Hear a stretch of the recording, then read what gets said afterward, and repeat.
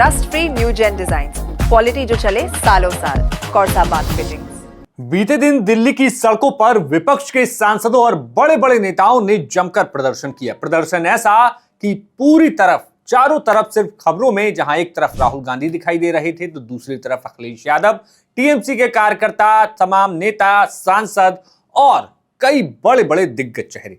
इन तमाम सांसदों को दिल्ली के संसद भवन के जो थाना है वहां पर डिटेन कर लिया गया।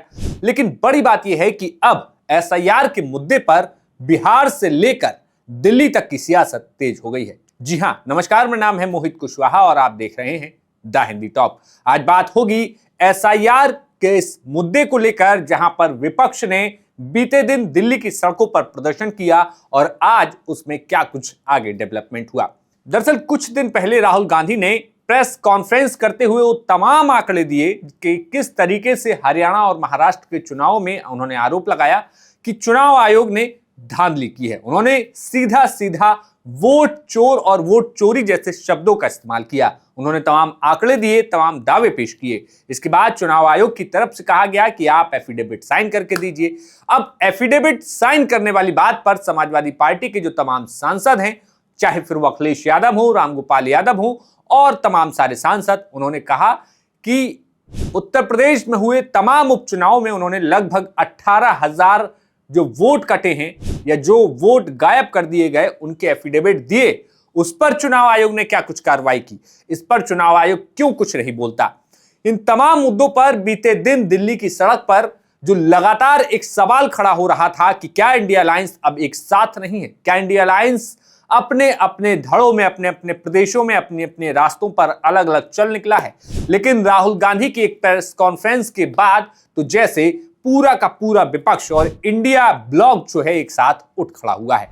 बीते दिन जब संसद की सड़कों पर विपक्ष के तमाम सांसदों ने प्रदर्शन किया तो आज दिल्ली से लेकर बिहार तक इसकी गूंज सुनाई दी। बिहार जहां पर कुछ ही महीनों में चुनाव होने हैं और चुनाव में खास तौर पर एसआईआर जो सर्वे हाल ही में बिहार में हुआ उस पर घमासान मचा हुआ है। किस तरीके से लाखों की संख्या में एक एक संसदीय क्षेत्र, एक एक विधानसभा की सीट, एक एक जिले में लाखों की संख्या में वोट उड़ा दिए गए या यूं कहें तो उन्हें काट दिए गए, जिनमें अलग अलग कारण चुनाव आयोग की तरफ से बताया गया। चुनाव आयोग ने कहा कि कुछ लोग डबल पहचान पत्र थे, कुछ लोग वहां रहते नहीं हैं, बाहर पलायन कर गए, तो कुछ लोगों के पास डॉक्यूमेंट नहीं, तो कुछ लोग मृत हो चुके हैं। तो ऐसे में इन लाखों लोगों के नाम काटे जाने पर विपक्ष लगातार हमलावर है। ऐसे में दिल्ली से लेकर बिहार तक, खासतौर पर पटना में तेजस्वी यादव लगातार प्रेस कॉन्फ्रेंस कर रहे हैं। तेजस्वी यादव उस मामले में तब फंसते हुए नजर आए जब उन पर आरोप लगे कि उनके पास 2 वोटर आईडी कार्ड हैं और इस पर चुनाव आयोग ने उनसे सवाल जवाब कर लिया। इस सवाल जवाब के बीच एक ऐसा मुद्दा सामने आया कि जब बिहार के डिप्टी सीएम भाजपा के नेता विजय के पास 2 एपिक नंबर होने की बात कही गई, दोनों एपिक नंबर में अलग अलग उम्र होने की बात कही गई, जिसके बाद चुनाव आयोग की तरफ से उन्हें भी नोटिस गया।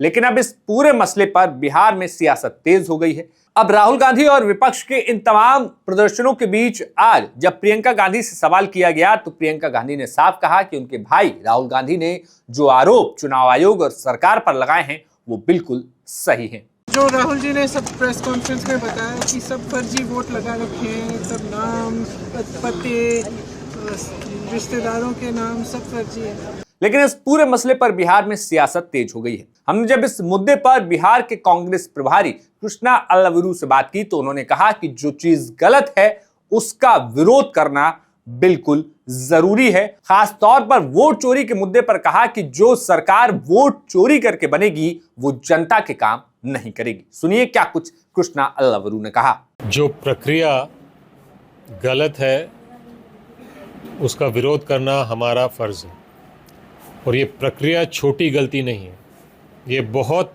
बड़ा ब्लंडर है, ये बहुत बड़ा स्कैम है।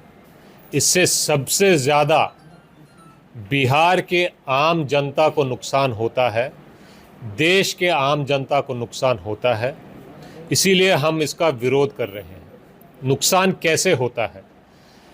अगर कोई वोट चोरी कर कर, चुनाव चोरी कर कर सरकार बनाता है तो उसको कभी जनता की सेवा करने का मन नहीं बनेगा, क्यों?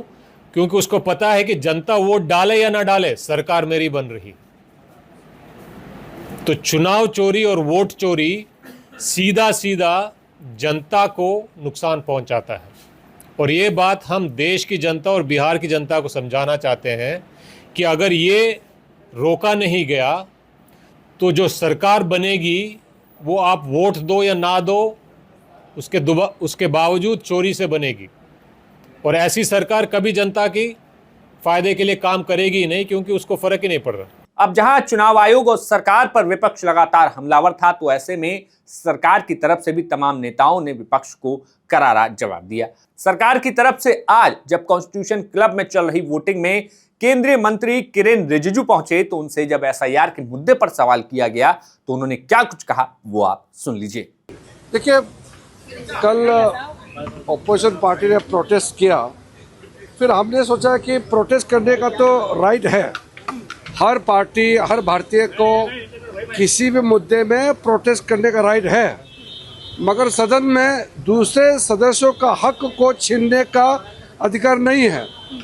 जब से पार्लियामेंट शुरू हुआ है तब से लगातार ये हंगामा कर रहे हैं, तो बाकी सदस्य भारत के कोने कोने से जो चुन के आए हैं उनका भी तो हक होता है, उनका भी अधिकार होता है, उनका भी पार्लियामेंट में अपना क्षेत्र के लोगों के बारे में बात करने का हक होता है।